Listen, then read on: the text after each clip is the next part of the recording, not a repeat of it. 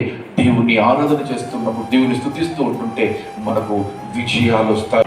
మన మీదికి శత్రువులు మన మీదికి వచ్చినా వారు ఓడిపోతారు, మనం గెలుస్తాం.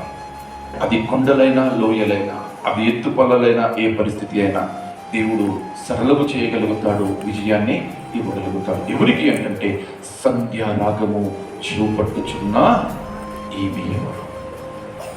దేవుని ఆరాధించే వారి వైపు దేవుని కన్ను దృష్టి ఉండగలుగుతుంది. ఇలాంటి విజయాన్ని ఇవ్వగలుగుతానికి కారణం ఎవరు అంటే దేవుని ఆరాధించే వారికే దేవుడు విజయాన్ని ఇస్తాడు. దేవుని యొక్క కన్ను దృష్టి, ఆ ప్రియుడు ఎవరిని చూడగలుగుతాడు, ఏ సంఘము ఎత్తబడగలుగుతుంది, ఏ సంఘము పెళ్లి కుమారుని ఎదుర్కొనగలుగుతుంది, పరలోక రాజ్యాన్ని స్వతంత్రించుకోగలుగుతుంది, ఆ ప్రియుడైన యేసు ప్రభుల వారి దృష్టి ఎవరి మీద పడగలుగుతుంది అంటే దేవుణ్ణి ఆరాధన చేసే అట్టి వ్యక్తుల మీద, అట్టి సంఘం మీదనే ఉండగలుగుతూ ఉండాలి. ఆయన ఎవరినైతే చూడగలుగుతారో, ఎవరు నచ్చగలుగుతారంటే ఆ ఆరాధన చేసే సంఘమే దేవునికి ఇష్టముగా ఉండగలుగుతుంది. అట్టి వారే ఆ ప్రియుని ఎదుర్కొనగలుగుతూ ఉంటుంటారు.